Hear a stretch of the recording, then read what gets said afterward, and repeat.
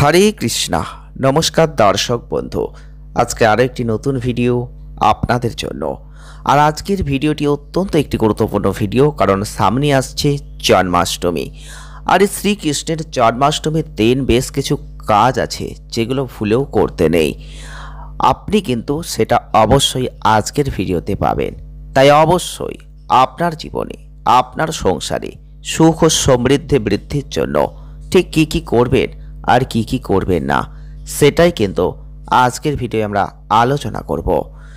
আপনারা অবশ্যই জানেন, সৌর ভাদ্র মাসের কৃষ্ণপক্ষের অষ্টমী তিথিতে যখন রোহিণী নক্ষত্রের প্রাধান্য হয়, ঠিক তখনই শ্রীকৃষ্ণের এই জন্মাষ্টমী পালিত হয়। আর পুরাণ মতে দাপর যুগের এই তিথিতেই মানব রূপে মর্তে আবির্ভূত হয়েছিলেন ভগবান শ্রীকৃষ্ণ। সাধারণত ভাদ্র মাসের প্রথম দিকেই এই শ্রীকৃষ্ণের জন্মাষ্টমী ব্রত কিন্তু পালিত হয়। তাই আজকের ভিডিওটি আপনাদের কাছে অত্যন্ত গুরুত্বপূর্ণ, কারণ বেশ কিছু কাজ রয়েছে যে কাজগুলো ভুলেও করতে নেই। কারণ অজান্তেই এই ছোট ছোট ভুল, যার ফলে হতে পারে আপনার জীবনের সর্বনাশ। ঠিক কোন কাজ করলে বিপদ হতে পারে জন্মাষ্টমীতে, তা আপনার হয়তো জানা নেই।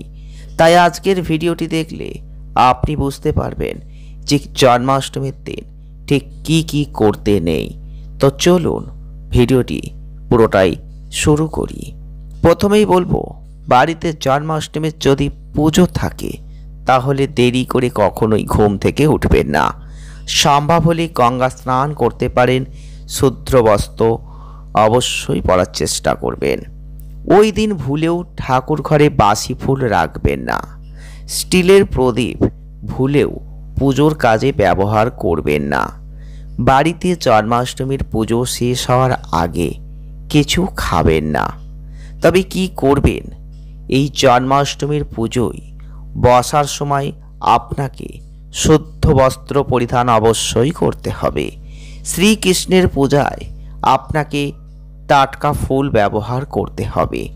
তামা, পিতল এবং মাটির প্রদীপ শ্রীকৃষ্ণের পুজোয় ব্যবহার করতে হবে। তবে অবশ্যই আপনি প্রসাদ হিসেবে মাখন মেজরিকে রাখতে পারেন।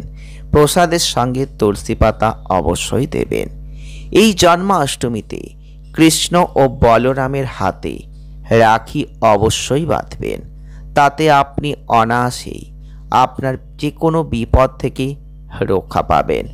জন্মাষ্টমীতে শাঁখের মধ্যে পারলে সামান্য দুধ রাখবেন। ওই দিন পারলে যতটা পারবেন খাদ্যশস্য বিলি করবেন। ময়ূরের পালক এই দিন অবশ্যই ঘরে রাখবেন। ছোট্ট একটি রূপোর বাঁশি পুজোর ঘরে রাখার চেষ্টা করবেন। পুজো পাঠ শেষে সেটা নিজের ব্যাগে রাখবেন। তাতে দেখবেন আর্থিক দিক থেকে কোনোদিনও কোনো সমস্যায় পড়তে হবে না।